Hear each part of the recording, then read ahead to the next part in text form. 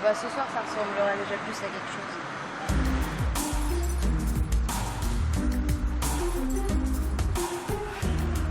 Le street art qui s'invite à Saint-Quentin, ça ne laisse personne indifférent.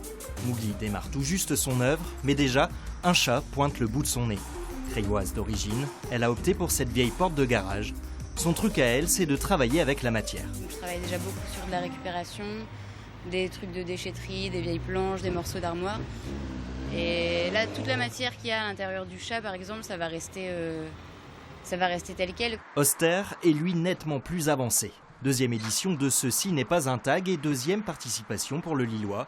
Il apprécie particulièrement le terrain d'expression saint-quentinois. C'est pas un petit mur au fin fond d'un jardin que personne ne voit, qu'une ville laisse en général à des artistes, mais là c'est en plein centre-ville, quoi. Enfin, c'est vraiment cool. Un centre-ville qui, depuis l'année dernière, voit fleurir de grandes fresques sur ses murs. Et ça semble plutôt du goût des habitants. On aime bien, c'est passé, voilà, qu'il n'y ait pas de mur vide, qu'il y ait un peu de dessin sur les murs. Bon, nous les fait, mais des moments c'est à la craie ou à la peinture. Ici, la rue manque de recul, alors Benny the Kid a choisi de faire un graphe plutôt pêle-mêle.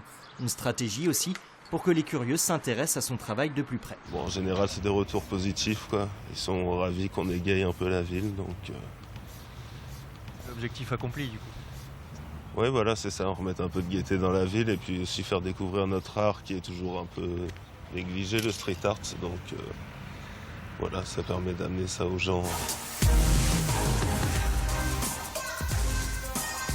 Ceci n'est pas un tag, ce sont des performances en plein air jusqu'à dimanche soir, ou l'art urbain qui s'offre au plus grand nombre.